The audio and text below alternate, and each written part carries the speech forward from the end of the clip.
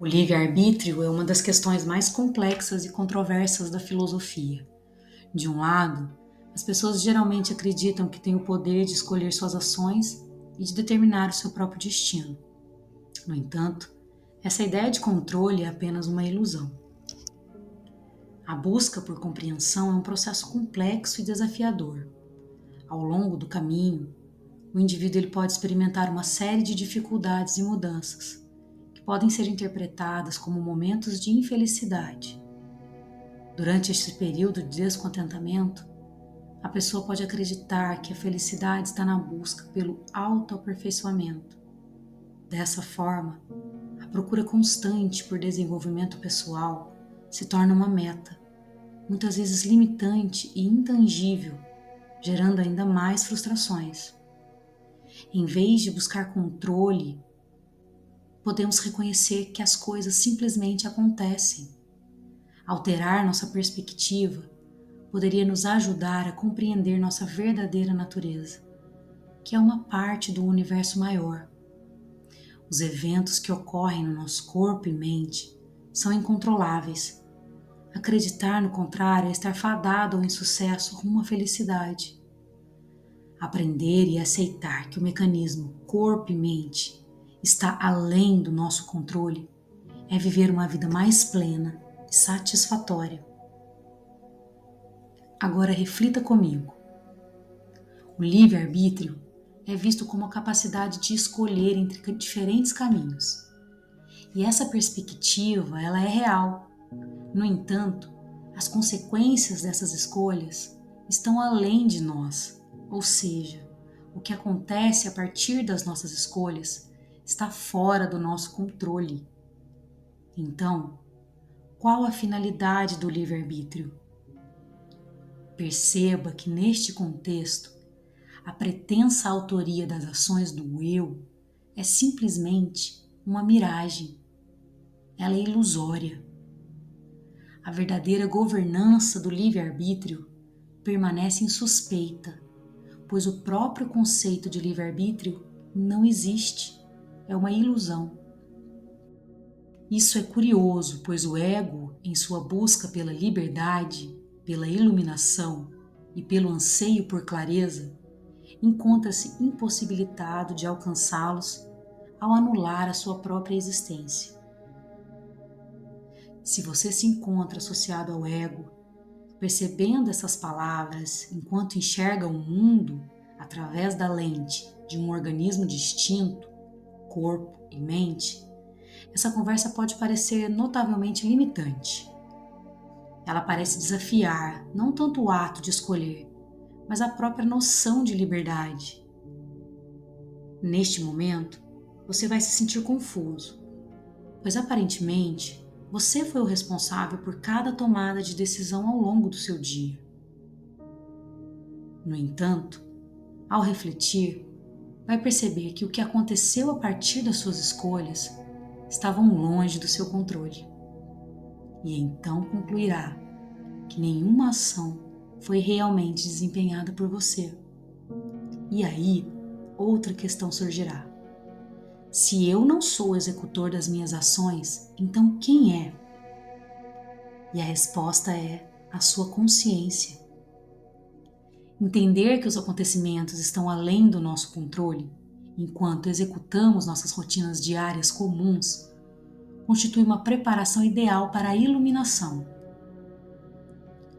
A totalidade da narrativa da vida é orquestrada pela consciência, e é ela que compõe o enredo, que dá vida a todos os personagens e simultaneamente observa o espetáculo. É uma peça de um personagem único.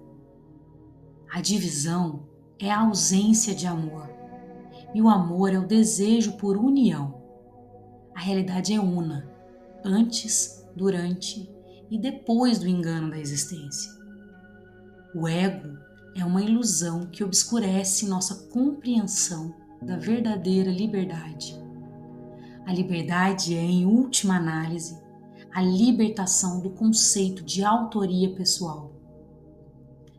A verdadeira liberdade é a compreensão de que não somos o agente, mas o campo em que as ações acontecem. Essa compreensão é a verdadeira vida, pois é a aceitação de tudo que é, sem julgamento. É a não dualidade em ação, pois nos permite experimentar a unidade em sua totalidade. No entanto, tenha cautela ao aceitar esse ensinamento. Você deve aceitá-lo, mas não permitir que ele o domine. Quando você se depara com as histórias daqueles que alcançaram essa compreensão, como Lao Tse e Nisargadatta Maharaj, é impossível não sentir uma profunda admiração. E aí a reflexão surge. Como fazemos as nossas escolhas? Em que se baseiam as decisões que tomamos? E a resposta é: o ego é o autor por trás das nossas escolhas. E outra pergunta surge: em que o ego se baseia ao tomar uma decisão? E a argumentação é que o ego toma suas decisões com base na programação que acumulou ao longo do tempo. Esse condicionamento é uma mistura complexa do meio circundante, sobre o qual não tivemos controle, e dos nossos próprios genes e DNA, aspectos que também não escolhemos. Portanto, essas duas influências, a programação externa e a biológica, delineiam um conjunto de diretrizes que seguimos para tomar nossas decisões. Assim, quando examinamos a questão do nosso livre-arbítrio, surge uma interrogação crucial. A quem realmente pertence esse livre-arbítrio? Dado que ele está profundamente enraizado em uma programação que não escolhemos conscientemente. E é aqui que retomamos a questão central do ego. Enquanto vivemos em sociedade, somos instados a fazer escolhas, e é nosso dever fazê-las. Quando questionados se devemos fazer escolhas, a resposta é inequivocadamente sim. No entanto, o sugerido é que você considere algo mais profundo. Será que a escolha que você faz é verdadeiramente sua? Ou ela simplesmente acontece? Tudo se desenrola de maneira natural e espontânea. É um fluxo constante de eventos. E é aí que reside a verdadeira magia e maravilha dessa compreensão. Ela se baseia na profunda convicção de que faça-se a tua vontade e não a minha. Essa abordagem requer a ausência do agente pessoal, o eu, em todas as atividades. E como resultado, essa maneira de viver se torna naturalmente virtuosa. Então, a iluminação se manifesta. E o que pode ocorrer com o mecanismo corpo e mente após esse momento não é previsível. Pode ser que tudo continue exatamente como antes, ou talvez algo mude. Algumas pessoas que nunca escreveram antes podem começar a fazê-lo. Outras podem até começar a dar palestras. Tudo flui de maneira natural. Esse processo é simplesmente uma parte intrínseca do funcionamento da manifestação. Essa transformação fundamental envolve o desaparecimento do eu, da persona individual. Isso é tudo que realmente precisa ser compreendido. O restante se torna desnecessário. O que permanece é a consciência, algo que sempre esteve presente.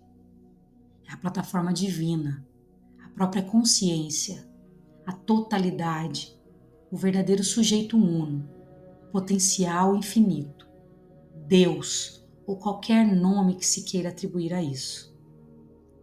A iluminação é, em essência, a compreensão de que não há um indivíduo buscando compreender algo. É uma entrega sem a presença de um doador da entrega. Não está ligada à dinâmica sujeito-objeto. É, em sua essência, uma compreensão direta e simples. Nesse estado, não há mais alguém que compreende. A explicação é que essa compreensão é vertical. Há apenas um momento de compreensão no qual o sujeito desaparece. Esse insight ocorre no momento certo para cada pessoa e ninguém pode predizer quando será. Tudo o que se pode dizer é que ele não acontece quando há expectativas, isto é, quando o eu ou mim estão esperando por ele. O conflito fundamental na vida emerge da crença de que eu sempre faço tudo certo, portanto mereço recompensas, enquanto eles fazem coisas erradas e merecem punição. A vida não é tão complicada quanto parece. Ao analisar qualquer ação que você considera como sendo sua, você descobrirá que ela simplesmente é uma reação do seu cérebro, uma resposta a eventos externos, sobre os quais você não tem controle. Pensamentos surgem e você não tem controle sobre quais pensamentos virão em seguida.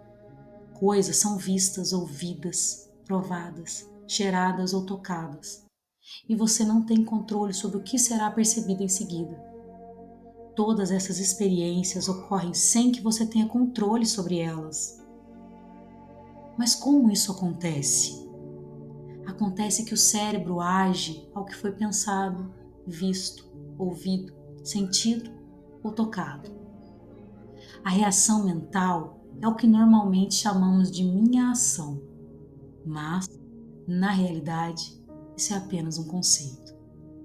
Se você se posiciona simplesmente como a testemunha dos pensamentos, o cérebro não reage e assim não há ação.